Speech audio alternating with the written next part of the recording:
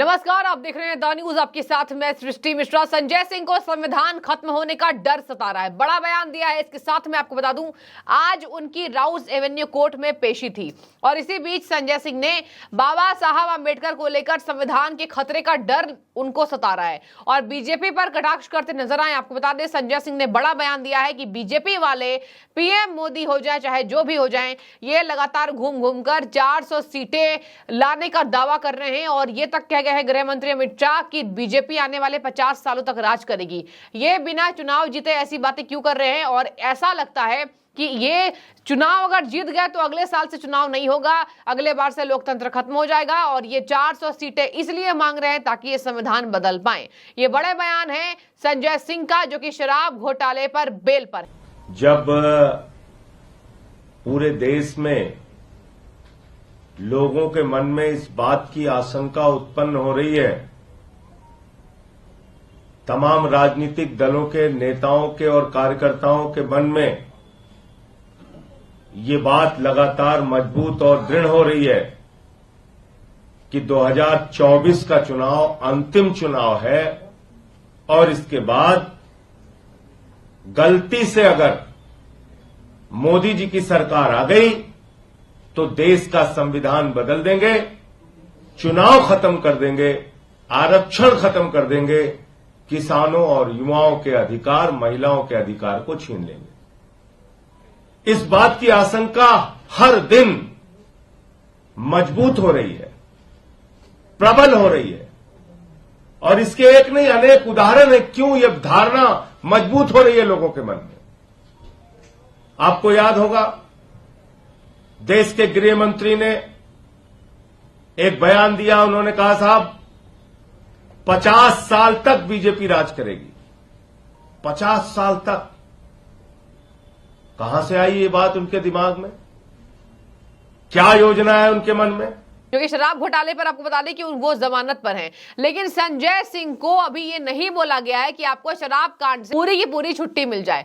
शराब कांड में संजय सिंह को अभी सफेद पत्र नहीं मिला है। इसके बावजूद भी बार बार ये दिखाना कि मुझे शराब घोटाले में फंसाया गया था। इसके साथ आज उनकी राउज एवेन्यू कोर्ट में जो पेशी थी तो उन्होंने कहा कि मेरे वकील आपको बताएंगे कि कैसे ईडी ये बेपर्दा खेल खेल रही है और ईडी के जो लक्षण है उससे आपको साफ समझ में आ जाएगा कि शराब घोटाले में हमें फंसाया जा रहा है। ईडी कभी भी गलत नाम लिख देती है और शराब कारोबारियों के गलत नाम लिख करके ये कैसा खेल खेल रही है। ये ईडी जो है वो जानबूझकर आप पार्टी को फंसाने की कोशिश कर रही है। इसके साथ मैं आपको बता दूं, संजय सिंह ने ये तक कह दिया कि प्रधानमंत्री कहते हैं कि संविधान बदलने के लिए बाबा साहब आंबेडकर भी आ जाए तो संविधान नहीं बदला जा सकता है। अगर ये आ गए तो किसानों का हक मारेंगे, अगर ये आ गए तो आरक्षण खत्म कर देंगे। इनके आरएसएस के प्रमुख क्या कहते हैं कि आरक्षण खत्म होना चाहिए। उन्होंने नाम लिया मोहन वैद्य का। देखिए, उन्होंने कहा कि क्या उन्होंने कहा था कि आरक्षण ये खत्म कर देंगे और इसके साथ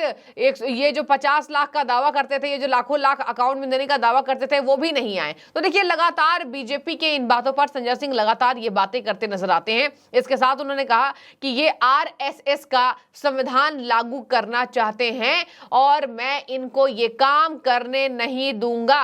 अगर बीजेपी आ गई, सरकार आ गई और ये जो कह रहे हैं 400 सीटें लाएंगे तो आरक्षण, किसानों का हक, युवाओं का हक, रोजगार का हक, ये सब छीनता नजर आएगा। ये कहा है शराब घोटाले में जेल में बंद थे संजय सिंह जी। अभी इनके केजरीवाल बंद है और आपको मैं एक और बार बता दूं, केजरीवाल जानबूझकर जेल में बंद है और हाई शुगर इनटेक ले रहे हैं, चाय में, चाहे वो खाने में हो, ताकि उनका शुगर लेवल बढ़े या घटे और उससे उनको जमानत दी जा सके, उनको मेडिकल चेकअप के लिए जेल से बाहर आने की छुट्टी मिल जाए। लेकिन ऐसा नहीं हो रहा है।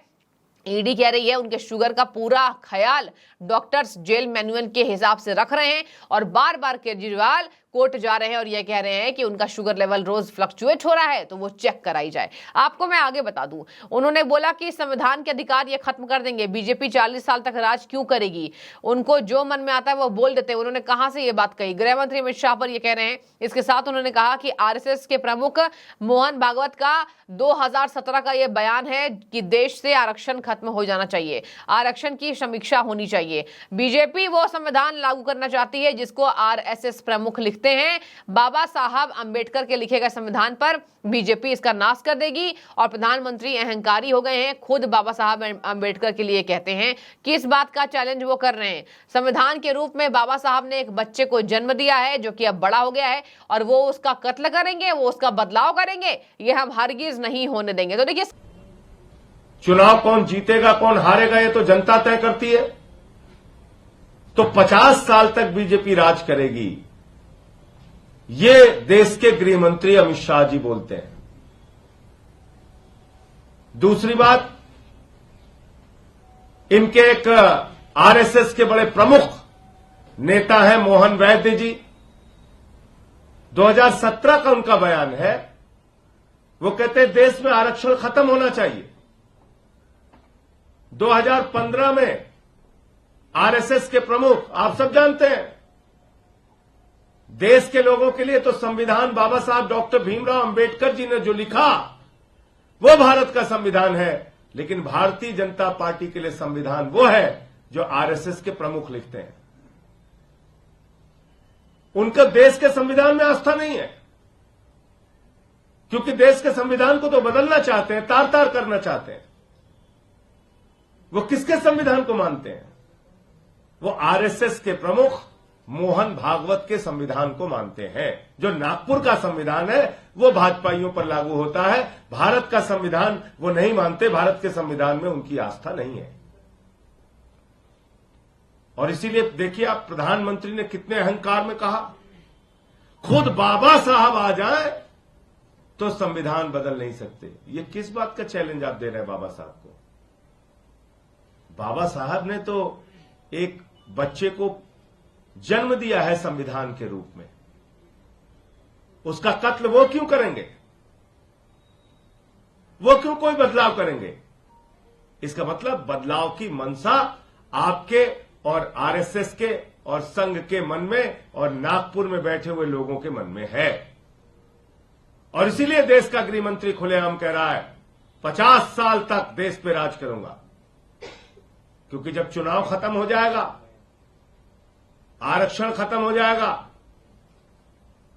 रसिया के पुतिन का राज हो जाएगा, किम जोंग का राज हो जाएगा, तो क्या जरूरत है चुनाव कराने की?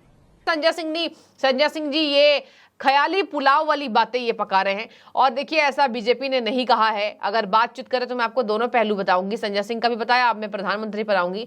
प्रधानमंत्री ने बीते दिन कहा था कि संविधान ये जो छाती पीट रहे हैं, केवल इनको डर लग रहा है भ्रष्टाचार से, जेल में बंद नेताओं से, और इनको लग रहा है कि हमारा नंबर आने वाला, तो ये कुछ भी कह रहे हैं। बाबा साहब अंबेडकर भी आ जाए तो संविधान नहीं बदल सकते हैं। भारत का संविधान लिखा जा चुका है, उसको कोई बदलेगा नहीं, ना उससे कोई छेड़छाड़ करेगा। और बीजेपी ने संविधान के साथ कोई छेड़छाड़ अब तक नहीं किया है। तो संजय सिंह ने कहा कि इन्होंने दिल्ली के उस आदेश को, सुप्रीम कोर्ट के आदेश को पलट कर रख दिया, ये अगर आएंगे तो ये यही करते दिखाई देंगे।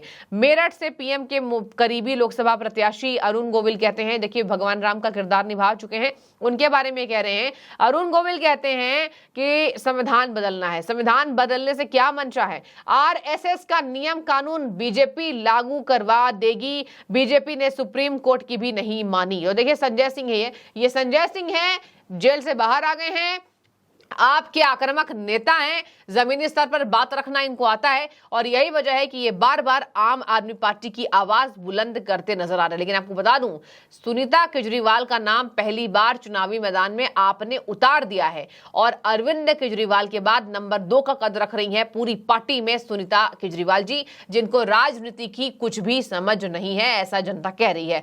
सुनीता केजरीवाल अभी हेमंत सोरेन की पत्नी, उनके साथ प्रचार करने के लिए रांची आने वाली है, झारखंड की राजधानी रांची जाने वाली है, ये तक खबरें सामने आ गई है। और सुनीता केजरीवाल एक नया मोर्चा आप पार्टी का संभालती नजर आएंगी।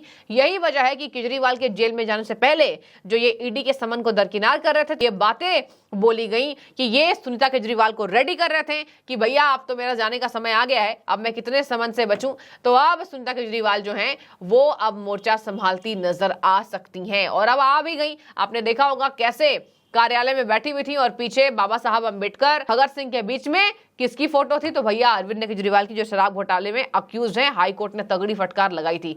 इन्हीं सब बातों के मद्देनजर संजय सिंह का ये बयान, मैं चाहूंगी आप बताइए कि आपको क्या लग रहा है। संजय सिंह ने आपत्ति जताई और कहा है कि किसी हाल में हम लागू होने नहीं देंगे, और अगर ये बीजेपी आ गई तो 400 सीट मांग करके 400 सीट घूमकर ये मांग रही है और संविधान को बदल कर रख देगी। तो क्या आपकी राय है कि आपको भी लगता है कि संजय सिंह जो कह रहे हैं ये होगा, या फिर संजय सिंह शराब घोटाले में बंद नेताओं से त्रस्त आ चुके हैं और जानते हैं कि कुछ नहीं होने वाला है पार्टी का, तो इसी वजह से कुछ भी अनर्गल बयान देते नजर आ रहे हैं? जरूर अपनी राय रखिएगा आप। शुक्रिया।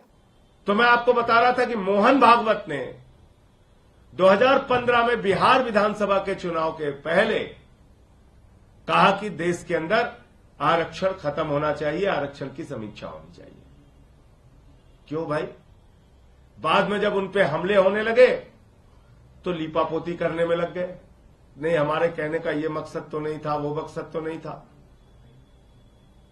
तो इसलिए अब जो मैं बात आपको बताने जा रहा हूं, 2024 के पहले की योजना जो आपको बताने जा रहा हूं, वो प्रमाण सहित आपके सामने है। भारत के प्रधानमंत्री घूम घूम के 400 सीट मांग रहे हैं, उनके सांसद, उनके नेता घूम घूम के 400 सीट मांग रहे हैं। ये 400 सीट उनको अपने काम पे नहीं चाहिए, इस बात पे भी नहीं चाहिए कि उन्होंने बेरोजगारों के लिए क्या किया, नौकरियां दी कि नहीं दी, महंगाई कम किया कि नहीं किया, किसानों की आय दोगुना हुई कि नहीं हुई, सबको पक्का मकान मिला कि नहीं मिला, काला धन आया कि नहीं आया, 15 लाख खाते में गया कि नहीं गया। इन सवालों पे वो चुनाव में वोट नहीं मांग रहे हैं, अपने किसी काम की चर्चा नहीं करते। इलेक्टोरल बॉन्ड के भ्रष्टाचार हो, चाहे नोटबंदी का भ्रष्टाचार हो, किसी मुद्दे पर चर्चा नहीं करते वो। चाहे पूंजीपतियों का 15 लाख करोड़ माफ करना हो, किसी मुद्दे पर चर्चा नहीं। क्या 400 सीट दे दो, संविधान बदलना है। 400 सीट दे दो, संविधान बदलना है।